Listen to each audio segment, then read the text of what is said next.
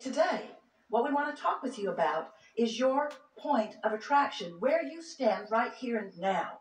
What are you letting in? Because you've sifted and you've sorted and you've launched lots of rockets. And Source has seen and ridden those rockets and is retaining the vibrational integrity of them.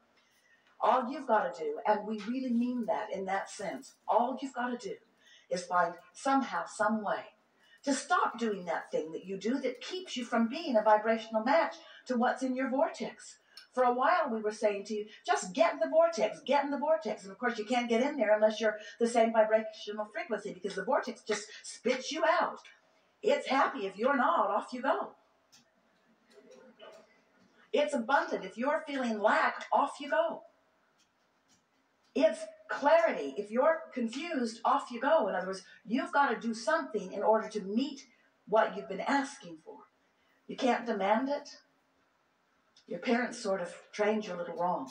When you're demanding with your parents and they finally give in because they can't take it anymore, they do you a big disservice, because they show you something that the law of the universe will not show you. You've got to be at the frequency. You have to be a match to your desire. You cannot be a match to the absence of your desire and have your desire flow into your experience. You can complain all you want. You can picket all you want. You can demand all you want. You can make others feel guilty about the absence of wonderful things in your life all you want. But what's really going on is, without exception, well-being is flowing to you steadily and constantly. And you got to figure out how to let it in. And you can tell by the way you feel, whether you are or whether you're not. So, point of attraction, we've been calling it your grid, your point of attraction. We want you to feel this emotional place that you're standing. If you wake up and you get focused upon something and you feel grouchy and ornery, you're on this ornery disc, so to speak. And when you're there, you've just got to notice that anybody in your vicinity who's ornery seems to hop on there with you. We hear you sometimes saying to others, you know, you're really ornery, you need to get away from me. And we say, you invited them in. No, I didn't. I really didn't, Abraham. I'm certain that I did not invite that in. And we said, if it's in, you invited it. Because there is no assertion in this universe that's based upon attraction. When you say yes to something, you include something wanted in your vibration. When you say no to something, you include something unwanted in your vibration. You're doing it all. And you can do it better than you have been doing if you understand the power of the law of attraction, and if you understand momentum. If you will begin to focus upon the thoughts that feel good in their early stages and stay with them until the momentum is greater, you will benefit by that increase in momentum. If you are aware of something that doesn't feel good when you focus upon it, and as soon as you're aware that it doesn't feel good, you will withdraw your attention from it and put your attention someplace else, the momentum of that will stop. It is our absolute promise to you that it will. But don't wait until you're at the bottom of the hill to try to stop the momentum. Sometimes it's like you say, Abraham, I've fallen out of an airplane and I don't have a parachute on. What do you suggest that I do now? And we say, hang on, it'll be over in a little bit. And that's what we want to say to you about all negative momentum. Do your best to just withdraw your attention from it. It will peter out if you don't keep feeding it. It will stop if you don't keep feeding it, you see. Which means tomorrow morning when you wake up, try to hold yourself in conscious thought about something that feels good for just a little while until you get a little bit of momentum going.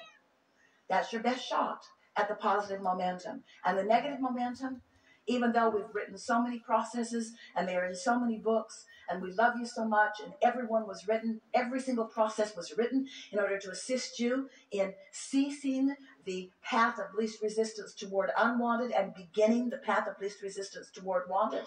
Really, the easiest way to do it is just to make a decision that when you get up in the morning, you've got a clean slate, because you do. And you know why? Because while you were asleep, your momentum stopped. And when you wake up, you can start it anywhere you want to. Now, we acknowledge that it's likely when you first start this that you're probably going to start your momentum sort of the way it was yesterday, because you've got a memory and because people around you are responding to you in the way they are, and because you're observing what is, and what is pretty powerful to observe. So we get it, that if what is isn't full of all the things you want, or even more is containing some things you don't want, we get it, how your attention to what is continuing the momentum. But you can change that. You can have a paradigm shift. You can move your vibrational point of attraction, and you can do it easily within 30 days. And every day that you wake up determined to do it will be easier than the day before, until a week or two into waking up and acknowledging, hey, I'm awake, and hey, law of attraction is beginning again, and hey, while I was slumbering, my point of attraction ceased, and hey, I get to choose what I focus upon, what would be a good thing for me to focus upon.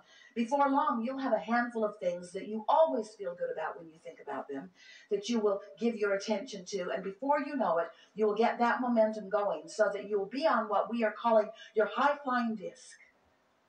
Esther said, Abraham, as you're describing these discs, there's this one where love and elation and passion is, and there's that one where despair and fear is, and then there's the onward disc.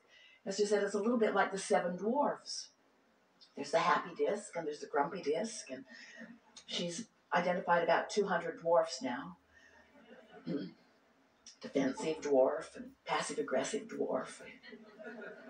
But we want you to not spend too much time trying to identify what to call your disc, and instead we want you to feel your way onto that high-flying disc where you belong. And when you do, when you figure out how to sustain that frequency for a day, and then another, and then another, and then another, and then another, what you're going to begin to notice is that the things that you've been asking for, that are already in a very high frequency in this vibrational reality, because the source within you has been tending to them, when you get your vibration up there and you sustain it, this is the important thing. You chronically hold it. You sustain it. You're consistent in that vibration. Not high-low, not happy-sad, not manic-depressive, not happy when there's something happy to look at and ornery when there's something ornery to look at, but holding your own vibration because you mean to, and more important, holding it because you practiced it, and after a little while holding it because it's easy to do.